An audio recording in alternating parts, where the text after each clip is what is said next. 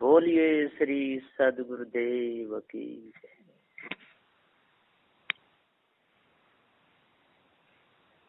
सद्गुरु श्री कबीर साहब जी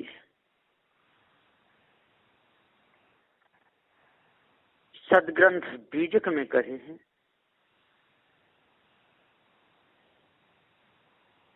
मनुष्य अपने पद को भूल गया और मन मानंदी में लग करके भटक रहा है। इस संसार को देख करके मन में नाना प्रकार की वासनाएं जग रही। इस संसार को ही अपना स्वरूप मानता है। संसार के ये शरीर ही संसार है। ये विषय वासना से बना हुआ है, रजवीर से बना हुआ है, माता पिता के संयोग से बना हुआ है। डर लगता है। सदगुरु श्री कबीर साहब जी कहते हैं कि हे मनुष्य, कब तक डरते रहोगे? डरने से काम नहीं चलेगा, डर त्यागना ही होगा। जैसे जल का स्वभाव शीतल है, कितना भी गर्म कर दो उसे ठंडा होना ही पड़ेगा। पृथ्वी का स्वभाव कठोर है, उसकी कठोरता जाएगी नहीं। पानी में डाल के मिट्टी को कितनी भी गीली कर दो, एक दिन वो कठोर हो ही जाएगी।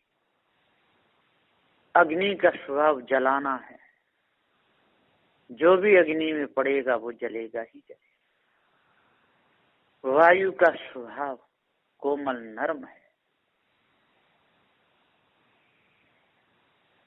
जिस तत्व का जो स्वभाव है वो रहता है। जीव का स्वभाव ज्ञान है। ज्ञान जीव से न कभी अलग हुआ है न होगा। इसलिए अपने आप को जानो। संसार की वस्तुओं को देख करके लालायित मत हो। संसार की वस्तुओं की वासना अपने अंदर मन जमा। विषय वासना भ्रम भूल कल्पना में फंस करके अपना जीवन बर्बाद मत कर। यदि जीवन बर्बाद हो गया तो पशु के समान जिंदगी बीते। सदगुरु श्री कबीर साहब जी कहते हैं कहरा नंबर 9 में, कहरा नंबर 9 में सदगुरुदेव ने पूरा भेद खोल दिया है। कहा है, ऐसिन देह निरालप बोरे, मुवल छुबे नहीं कोई हो। हे मनुष्य, सदगुरुदेव समझाते हुए कहते हैं, बोरे अज्ञान अबोध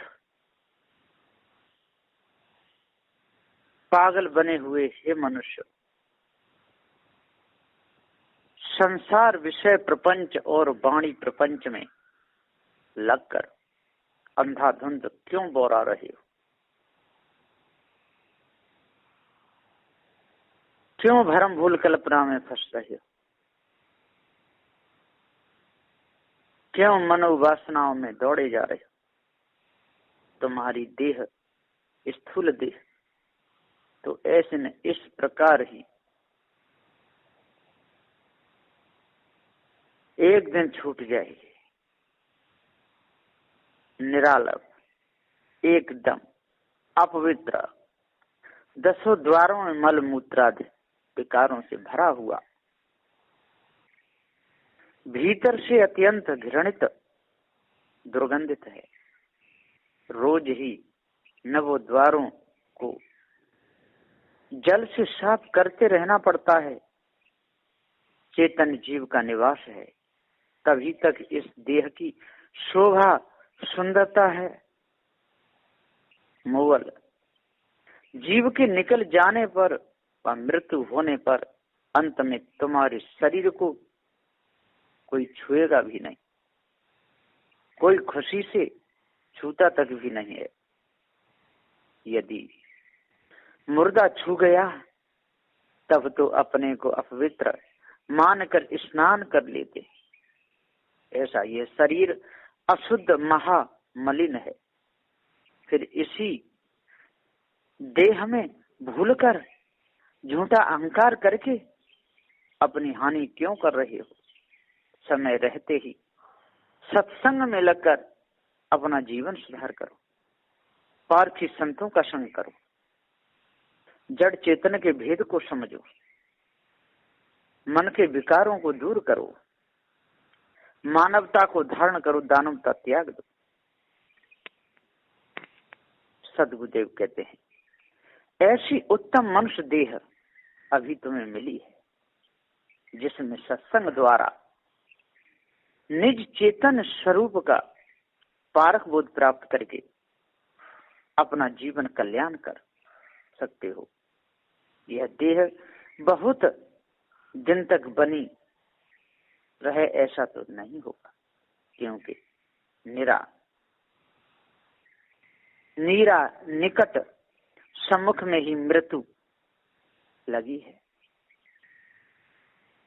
लप कहते हैं अंजलि, अंजलि में भरे हुए जल जैसे बूंद बूंद टपक टपक करके समाप्त हो जाता है, इसी प्रकार नित्य प्रत्य आयु क्षीण होते होते एक दिन जीवन समाप्त हो जाता है।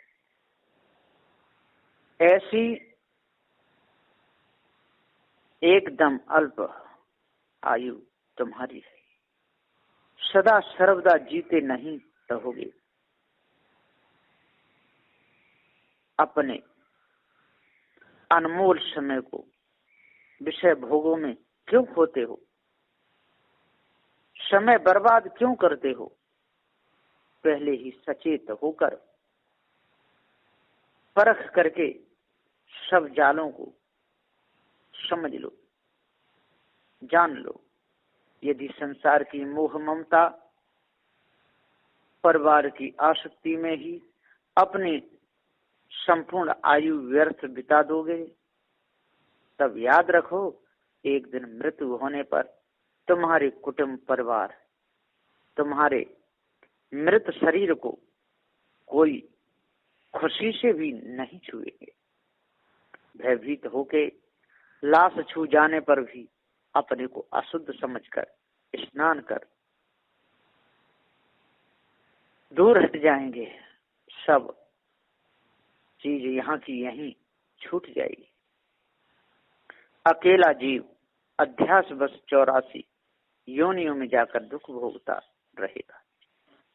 अतः जीते ही सत्संग में लगकर निज चेतन स्वरूप का पारख बुद्ध प्राप्त करके अपना जीवन उद्धार करो। यदि ऐसा नहीं करोगे तो आपको बहुत ही कलेश दुख सहना पड़ेगा। देखे सुने भोगे के संस्कार अंतःकरण में टिकते हैं। न ईश्वर काम आएगा, न ब्रह्म काम आएगा, न देवी काम आएगी, न देवता काम आएगा। आपके कर्म जब घसीटेंगे उस समय सब भूल जाओगे। राम राम कहना, श्याम श्याम कहना। जाखन पेट में दर्द होता है, जिस सिर घूमता है, जिस समय शरीर में वेदना होती है, दुख आता है, वो सब कर्मों का दंड है। इसलिए अपने कर्मों को सुधारो। यदि कर्म अपने सुधारोगे भाई तो तुम पर जुर्म है न ईश्वर खुदाई। निर्मल साहब जी कहते हैं, यदि अपने कर्मों को सुधार लो बस। ईश्वर परमात्मा देवी देवता ये तो सब मन की कल्पना है ना। कर्मों को सुधार लो। पारखी संत जो सत्संग कहते हैं उसमें ना हो, उनके उपदेश को, उनके वचनों को हृदय में धारण करो, सारे पाप कट जाएंगे। और गंगा में नहा करके यदि पाप काटना चाहोगे ऐसा नहीं होगा। अरे भैया, पाप कोई ऊपर नहीं जमते, पाप कोई ऊपर नहीं लटके रहे तो गंगा में नहाने से कट जाएंगे। पाप तो हृदय में लगते हैं और हमारे किए हुए कर्म ही हैं पाप। यदि कर्मों को सुधारो, आगे कहते हैं सदगुरुदेव जी, दंडवा की डोरिया तोर लरायन, जो कोटिन धन होई हो। चौपाई नंबर 2 का अर्थ बता रहे हैं कि मृत्यु होने पर तुम्हारे दंड व कमर की डोरिया, सूत की, डोरा की एवं रेशमी बनी हुई करधनी को भी लोग तोड़ तोड़ करके, छिन्न भिन्न करके, लरायन दूर फेंक देंगे। यदि सोने की करधनी होगी उसको भी निकाल लेंगे, नाक में यदि नथनी होगी उसको निकाल लेंगे, गले में सोने की लर होगी उसको निकाल लेंगे, आपका गड़ा हुआ धन भी पूछ लेंगे।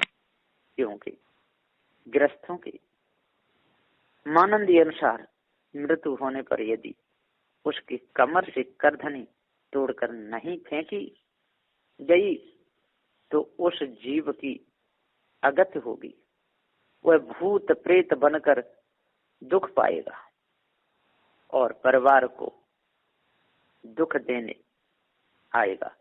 ऐसी मिथ्या मानंदी दृढ़ करके मर जाने पर उसके कमर से करधनी तोड़कर फेंक देते हैं।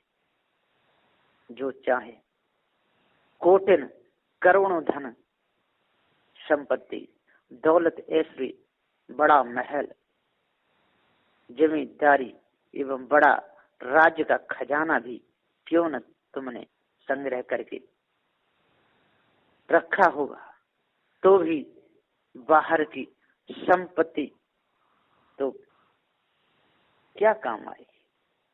तुम्हारे कमरे में बधी हुई, तुम्हारे कमर कहते हैं जो जंघाओं से ऊपर और नाभि से नीचे, इसको कमर कहते हैं। तो तुम्हारे कमर में बधी हुई तुच्छ सी सूत की करधनी भी तो तोड़ करके फेंक देंगे। एक ऐसा भी तुम्हारे साथ कुछ भी नहीं जाएगा, कानी कौड़ी भी नहीं जाएगी, एक पैसा भी नहीं जाएगा। ऐसा होगा आपके साथ। ऐसा दृश्य संसार में अभी देख सुन ही रहे हो, फिर क्यों संसार प्रपंच में फंसकर कंजूस बनकर भूले पड़े हो। अब भी चेत करो, यदि अपने निर्वाह से अधिक धन है तो उसे साधु संत महात्मा सज्जनों की सेवा सहायता परमार्थ में खुशी से लगाओ। सत्संग द्वारा सत्य बोध प्राप्त करो, अपना जीवन उद्धार करो, झूठी मानंदी को छोड़ो। अग्नि पर, अग्नि में कितना धन जला देते हो, कितनी सामग्री। एक बार एक यज्ञ हुई थी उत्तर प्रदेश, टूंडला के पास में एक आमड़खेड़ा गांव है, वहां पर गायत्री परिवार के लोग इकट्ठे हुए। वहां पर श्री राम शर्मा आए थे। हवन हुआ, हवन का भी वहां पर बनाए गए हवन कुंड और घी बहुत जलाया गया। हवन कुंडों के लिए जाने के लिए नाली बनाई गई, उनमें होकर के घी जलता था। इतना दुरुपयोग किया गया क्या कि कुछ कहते नहीं बनता। उस समय मैं भी बहुत छोटा था, उस समय 8-9 वर्ष की मेरी उम्र थी। तो सदगुरुदेव जी पुकार के समझाते हुए कहते हैं कि हे मनुष्य, अपने आप को जब तक आप नहीं जानोगे, अपने आप को जब तक आप भूले रहोगे, ये 4 वेद 6 7 18 पुराणों की ये मनुष्य के हृदय से उठी कल्पना है। इस कल्पना में लोग बहते रहते हैं। जिसके अंदर से ये कल्पना निकल जाएगी, ये बीमारी मिट जाएगी, वो फिर ऐसे खोटे कर्म कभी नहीं करेगा। सदगुरु श्री कबीर साहब जी इस कहरा नंबर 9 में आगे तीसरी चौपाई में कहे हैं, और धन श्वासा उपज तराशा हकरायन परवारा हो। देह छूटने के कुछ समय पहले से ही मृत्यु शैया में पड़े मनुष्य का ऊर्ध्वने ऊपर की ओर खिंचाव होकर ऊर्ध गति से श्वास नाक से निकलती हुई वायु, ठंडी श्वास, दम का जोर बढ़ते हुए ऊर्ध्व श्वास बाहर खींचती जाती है। संपूर्ण नस नाड़ियां आकर्षित होकर छूटने लगी। तब अत्यंत व्याकुलता, घबराहट, मरणासन्न जीव भयभीत हो जाता है। उस समय त्रास, विशेष भय, कष्ट, कलेश उत्पन्न होने लग जाता है। तब परिवार ही अपने स्त्री, पुत्र, भाई, माता, पिता, मित्र, कुल कुटुंबी जनों को याद करके नाम ले लेकर हकरायन अपने पास आने के लिए बुलाने पुकारने लग जाता है। आओ मेरे पास आओ, मेरे पास बैठो, मेरे भैया को बुलाओ, मेरे पिताजी को बुलाओ, मेरी माँ को बुलाओ, मेरी स्त्री को बुलाओ, मेरी बहन को बुलाओ, मेरी बुआ मौसी को बुला दो। मौसा फूफा ऐसे चिल्लाता है। मेरी स्त्री को बुलाओ, मेरा पुत्र कहाँ है, सामने लाओ, मुख दिखाओ, माता पिता को बुलाओ, मित्र बंधुओं से भेंट कराओ। उन सब के आ जाने पर मारे मुंह के आंसू बहाता हुआ रोता है, हिचकी बच जाती है, बड़ी कठिनाई से बोलता है कि हमारे माता पिता के समान हे बड़े बूढ़े लोग, इनकी तरफ एक नजर रखना, ये बहुत अच्छे हैं। एवं भाई बंधु मित्रों, देखो मैं तो अब मर कर जा ही रहा हूँ, किंतु दोनों हाथ जोड़कर मैं तुम लोगों से यही विनय करता हूँ कि मेरी स्त्री, पुत्र, पुत्री, घर, संपत्ति को तुम लोग अच्छी तरह से संभालो, देख रेख करो। मैं तुम्हारे जिम्मे में छोड़ता हूँ। मेरी स्त्री की लाज रखना, मेरा नाम नहीं डुबाना, फजूल खर्च करके धन बर्बाद नहीं कर देना। तुम्हारे हाथों में मैं सौंपता हूँ। हाय अब क्या करूं, कैसा करूं, मुझे कोई नहीं बचाता है, ये दुष्ट काल भी नहीं मानता है। इत्यादि शोक संताप प्रकट करके बतलाता है। मित्र कुटुंबी लोग उसे आश्वासन देकर कहते हैं, तुम किसी बात की चिंता मत करो, आप चिंता मत करो, हम सब संभाल लेंगे, आपके घर को देखेंगे, आपके घर वाले देखेंगे, आपकी बेटी बेटाओं को देखेंगे, आप क्यों चिंता करते हो।